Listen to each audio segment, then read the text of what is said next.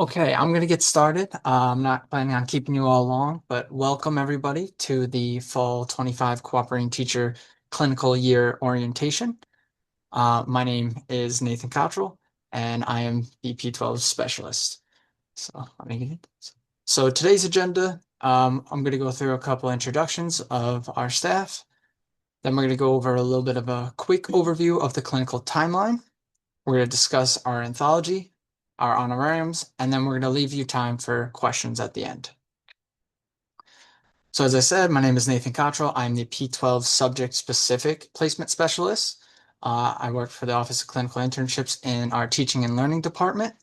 I've been doing this work for over 2 years now. I'm now in the placement specific, but I've also helped with anthology support, honorarium support, and just a general resource to any CTs. My email and my extension are on the screen. So if you want to reach me about any questions of any of this, feel free. Hi, I'm Melissa Harris. You get a lot of emails from me about your placements. I'm the anthology administrator. My position at the university is assessment and accreditation, and is under that umbrella is our anthology platform, which supports our students as well as supports our work for accreditation. And you can, the best way to email for support is at our anthology@montclair.edu email. It's on the screen.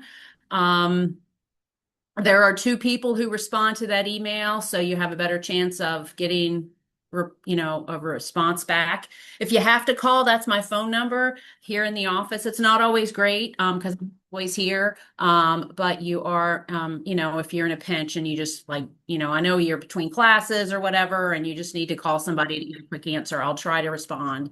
But it's great to meet you all. More from me later.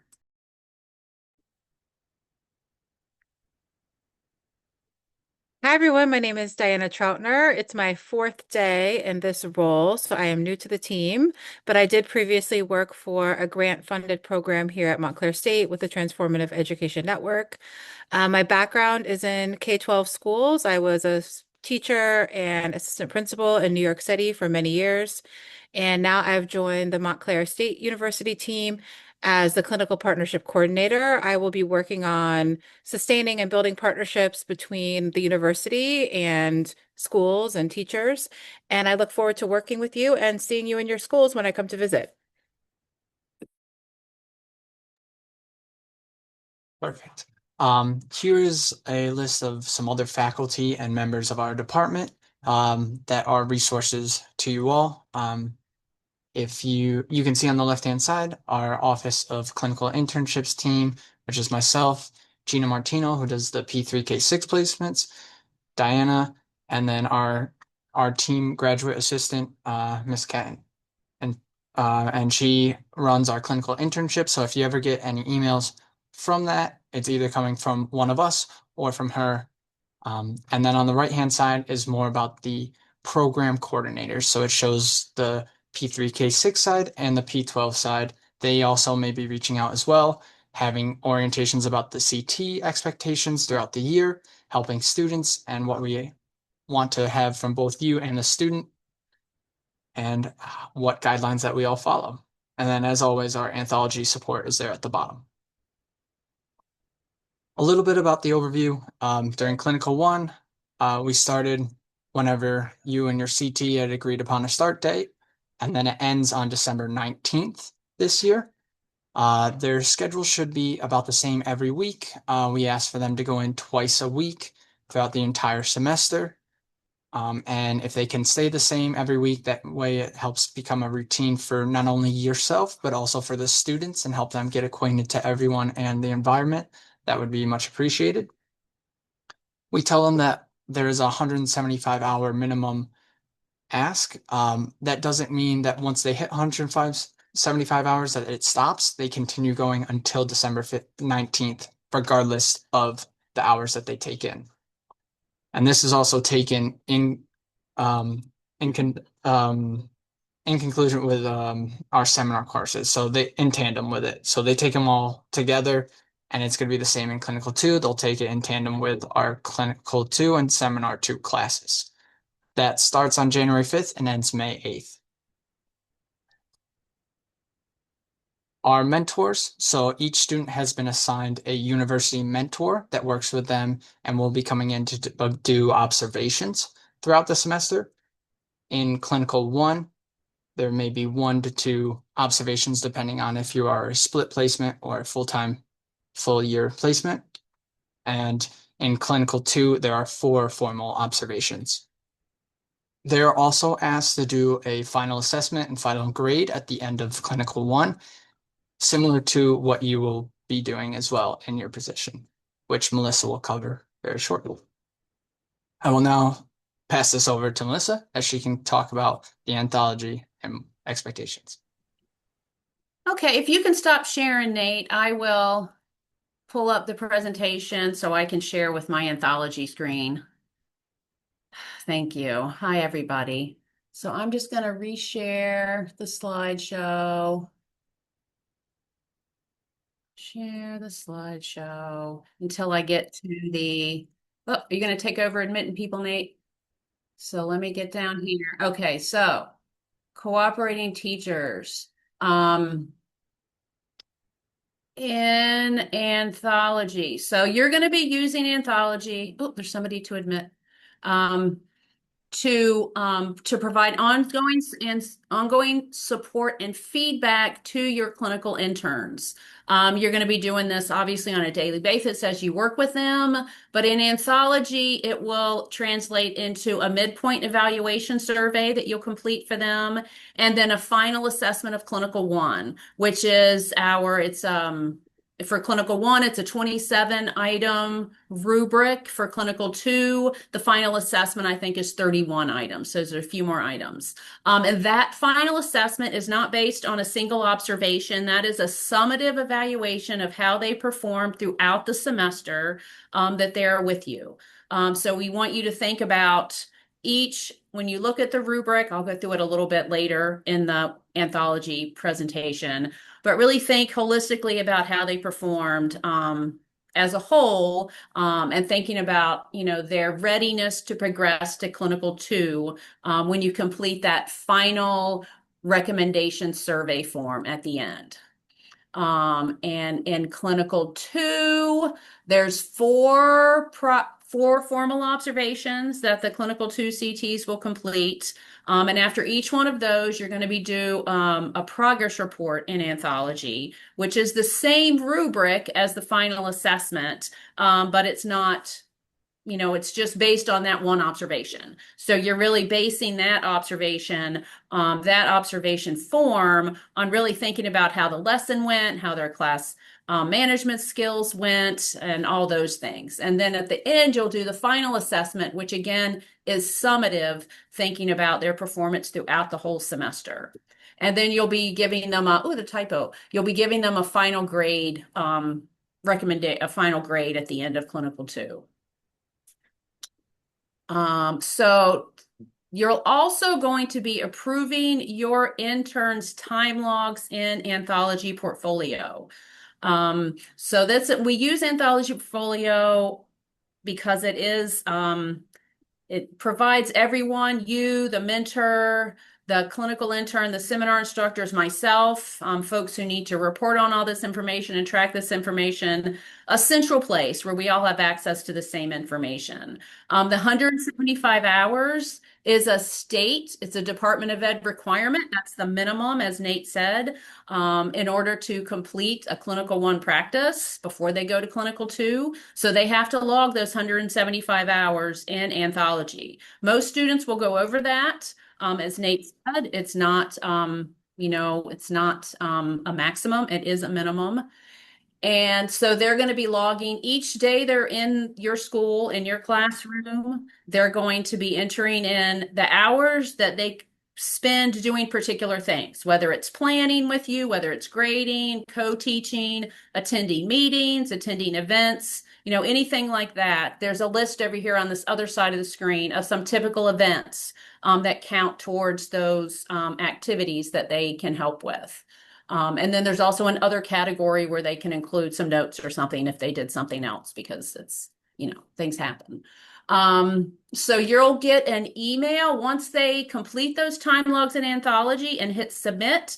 You're going to get an email for each one of those logs. So I want everybody to talk to your CT, your intern, and discuss with them like how often you want to get those emails. Do you want to get them every day that they send them to you, or do you just want them to wait and email you like at the end of each week or at the end of every 2 weeks? Because I know mailboxes can fill You up. just Oh, I'm sorry.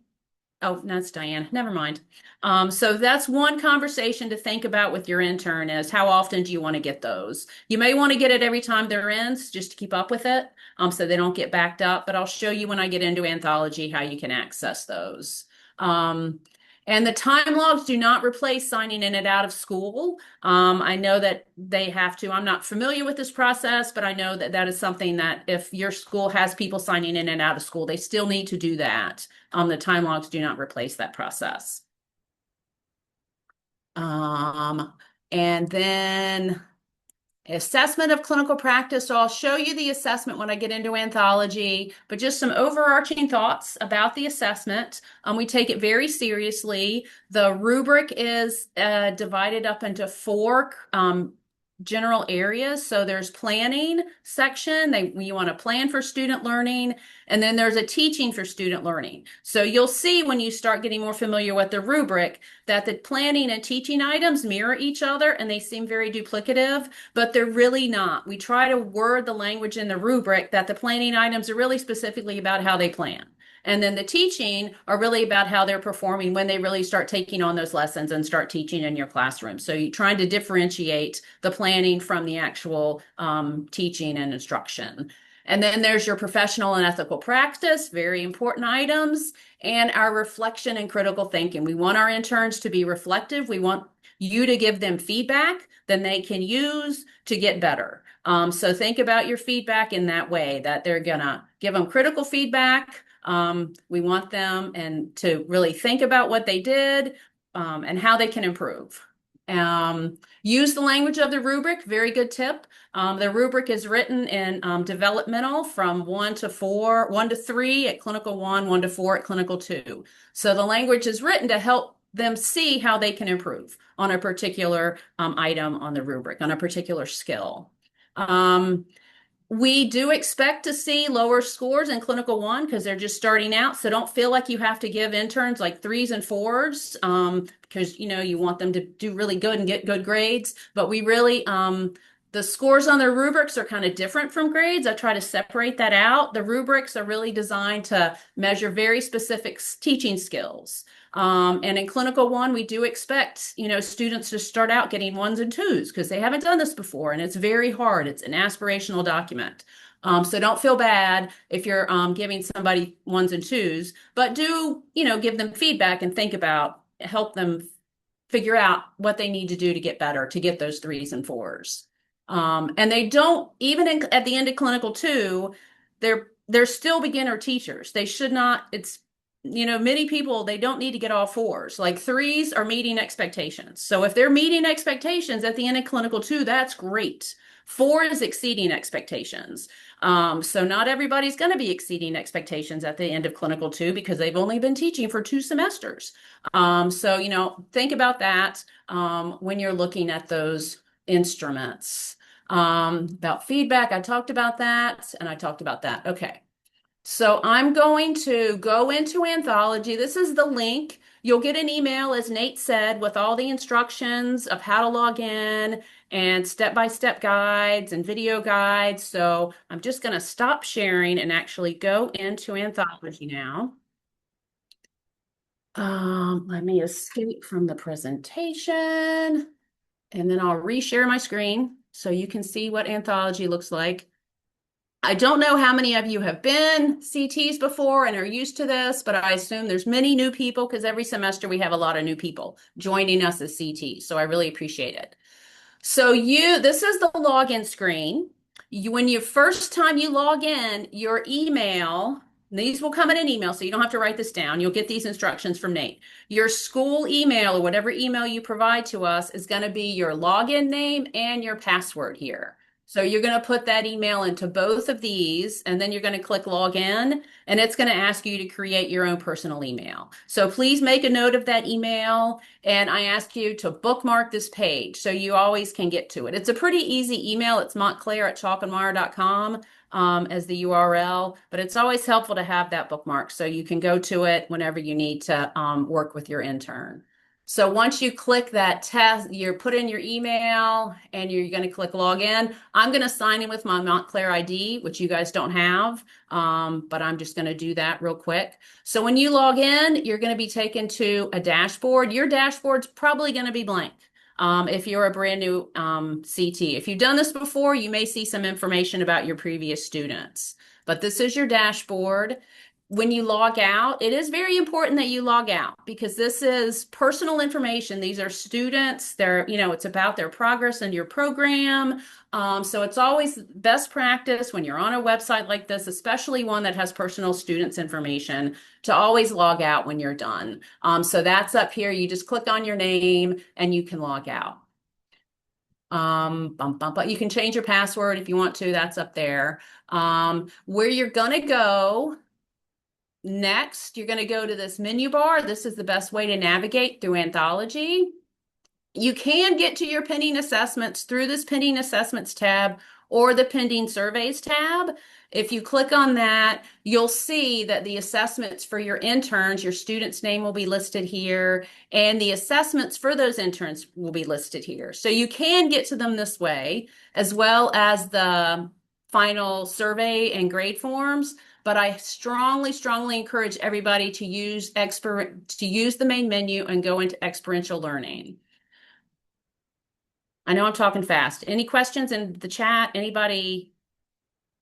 I know it's a lot of information, especially if it's the first time you use it. But once you do it a couple of times, it's a lot of clicking, but it's not too bad. So the most important thing, once you go into experiential learning, is you're going to see the search placements. And you're going to want to make sure that you change your start date I just tell everybody to change it to August 1st.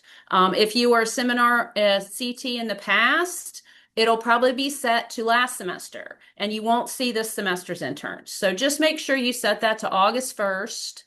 So you can see only this semester's interns, and then click this little box that says make this my default option. So once you do that and you hit the search button, then you don't have to set those dates every time you go in. But that's like one of the main questions we get in Anthology is I logged in, I don't see my placements, but it's just because this little search thing is so small and people don't see it. I wish that was bright red and flashing or something, but I can't change it. So when you log in, you're going to see your students listed here. These are all the interns. You're only going to see your 1 or 2 interns that you have if you have a split placement. So I'm just going to search for my test placement so I can go in and show you what that looks like. When you open up, this is my test placement here. So in this information, you'll have the placement name, what the candidate's name is, otherwise known as intern, clinical intern, the name of your school, and then you can see a bar about how they're doing on their time logs. So my test student has already logged some hours out of their 175 hours. You can see these students haven't started yet. And we just uploaded the placements yesterday. So it's not unusual for students to not have any hours yet because they're just starting. And then you'll see the different stakeholders. You'll see your name as a cooperating teacher, the mentor's name, and the seminar instructors. So to open up your placement, you can click anywhere in this line and you're going to select view. And this will open up the placement. So in this top part, you'll see the candidate's name. You'll see your name as the cooperating teacher, the mentor, and the seminar instructor. If you need to email any of these people, the student or the mentor, if you want to coordinate an observation or just say you're going to be sick and you can't be in the class or whatever it is, and you can't find their email, you can always go here and click on contact, and their email is embedded in here for you. So it's an easy way to find all the stakeholders that are part of the team supporting the student. You'll see their grade and their program.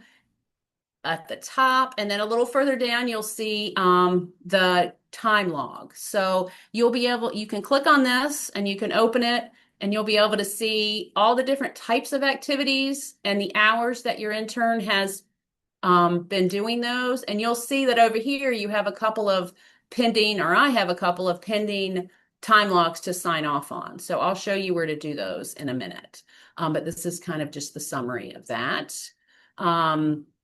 So that is the time logs. Dun, dun, dun. Let me go back and close that. And then the next section here are the assessments. So for clinical one, there's only one assessment, that summative assessment that you do at the end. That's the final assessment, and those are due on December 9th. You'll see the due date over here. So to complete that final assessment, to complete that rubric again, all the navigation in Anthology is the same. You just click anywhere in the table on that line, and you're going to click Assess. If you started one and you want to come back to it, Assess is going to change to Complete, because you can save it in the middle and finish it if you get interrupted and you can't finish it. So you're going to click Assess, and this rubric is going to pop up. So you're going to, it's a 27 item rubric. It's a pretty big rubric. So until you get used to it, use it a few times. It's going to take you a while to go through it, because we really want you to think about each item. The first one is respects diversity, and then the different progression levels from 1, 2, and 3. So if, for instance, on collaborates effectively with others, I'll start with this one because it's shorter. The getting started is intern does not yet participate in collaborative efforts in or out of school. Communications sometimes lacks sensitivity. So I could see this one as being one, the communication, as a lot of interns starting out with a 1-4. And then as they get a little bit more experience, they have a limited extent of collaboration efforts with colleagues in the school, and they communicate respectfully. The on target, what our expectations are for the end of clinical one is they participate in collaborative efforts with colleagues, other professionals, families, in school or out. In school or out. Communicate respectfully with others and in a sensitive cultural differences. So you can see that there's some things added on, but really think about when you're scoring these rubric, because the interns we teach them to look at it and think about how they're doing on each one of these items to reflect on and really improve. So you just go through and you score all the items, and you can leave feedback. I should say, I skipped this part. You can leave individual feedback on each item. It is not required, but if there is something that you really want this intern to work on in a particular area, you can leave, some individual feedback for each item. And there's also a place at the end to leave overall feedback, like just generally about how they're doing. And once you complete it, you can click Save and Close. And I haven't done anything to this rubric, so it's not going to save for me. So I'll just score one item and I'll click Save and Close. And then you can come back to it later. Once you complete one, it goes to your completed assessments or to your other pending assessments. And you can see here that this is the one I started and it says it's incomplete. So you can just navigate back to your placement again. If you need, I want to go back in there. You probably won't need to go back there, but I have to go back because I'm not done showing you what has to be done in here. So I'm going to go back to my test. I'm going to open it back up again. I'm going to click View. So that's the assessment rubric. That's done at the end. And then the survey forms, these are those pesky survey forms that we always forget because they're not part of the assessments. So this is where you'll find your midpoint check-in for clinical one with a due date. You'll find your final recommendations that you're going to give at the end. And then the mentors forms are here as well. And one of the good things about Anthology is that you and the mentor and the seminar instructor can view all the feedback that each other has given. So that just kind of helps if students are doing great, it's really not a problem. It's just if there's a student who's, struggling in a certain area or that you need to work with a little bit more, it's always good for you guys to see each other's feedback and to see how things are going. So that's that. To complete these forms down here, it's the same thing. You're just going to click on it and click the take button. You're going to complete these few questions that it asks you about, really like how the intern's doing, what are they doing well, what do they need to work on, and then you click save. And that is all your midpoint assessment is. And now I have to go back and search. It's annoying that it doesn't take you back into the placement. That's just how it is. There's nothing I can do about it. We just have to live with it. It's technology. There's no perfect system I have found in all of this. I've used like 3 different systems now. I don't love any of them, but they are what they are. So that's really the bulk, but I need to show you how to do your sign-ons. So your time logs, as I said, you're going to get an email to click on that to review them. You can also, when you come into experiential learning, there's a tab up here that says pending sign-offs. So you can go in here and sign off on all of them at the same time instead of doing them one at a time in your email. So it's thinking here. It's trying to load. It's a busy time. It's a busy time on the servers right now. Dun, dun, dun, it's thinking. Okay, so here you'll see your test students and you can view their entries. So this is my test student, my clinical one test student. It's just as I recommend doing it this way because then you can see them all, like how many hours they've done in each of these different areas. So there's lots of co-teaching options here because we like to stress co-teaching in our program. There's school-related events, there's planning with you as the cooperating teacher, there's professional development, there's tutoring, organizing classroom setup, and then there's this other option if something does not fit one of these categories. And then there are these are the 2 current options. So to approve this line of this day, it says the date and then all their different hours, and then you would just click this sign button. There's no option to not approve, right? So if you don't want to approve something, you just need to talk to your intern and have them revise their entry. There's not a reject button. That's one of the things that is a little annoying. But if you don't want to approve it, if you think there's an issue with something, then just don't sign it and go back and review with your intern. So that is your pending sign-offs. So you'll get an email with a link to these pending sign-offs, or you can go through here, through experiential learning to your pending sign-offs. And I think that's it. Hands, questions? I know that was a lot. This is being recorded, and they're also step-by-step guides with screenshots and arrows and all that stuff that you can use that you'll get to help you along in the process. Anything in the chat? Nothing. Okay. I'll stop sharing. I won't take up all the time. No, you're all good. All right, I'm just gonna finish out with our honorarium information, and then we're gonna have more time. You can see the screen, right? Yes. All right. Okay, so a quick who-to guide of who to go to for assistance. If you have questions about your intern expectations or responsibilities, you can always reach out to the university mentor and also our clinical faculty. They should be reaching out to you and setting up that Zoom shortly or meeting to talk about their expectations for you as a cooperating teacher, but they will also talk about it as in regards to the student as well. If you have any questions about your honorariums that we're about to cover, you can email clinicalinternships@montclair.edu. That is the go-to guide for anything. We can also help disperse it. And this is where we'll ask you to send your form and collect your information so we can upload you and then get you paid. Questions about Anthology or your assessments, you can email anthology@montclair.edu. And then if you have any concerns about your intern's progress or well-being, you can reach out to your mentor, the clinical faculty, or myself or Miss Gina Martino as the placement specialist, and we can help you figure out the next course of action. Now, honorariums, I've been handling it the past couple of years, but our new team member, Miss Diana Trotner, is taking over the position with my assistance under the same email of clinical internships. Uh, our honorarium form will be sent out during your clinical year and most likely during your clinical 2 semester, and it's going to be paid upon the completion of clinical 2.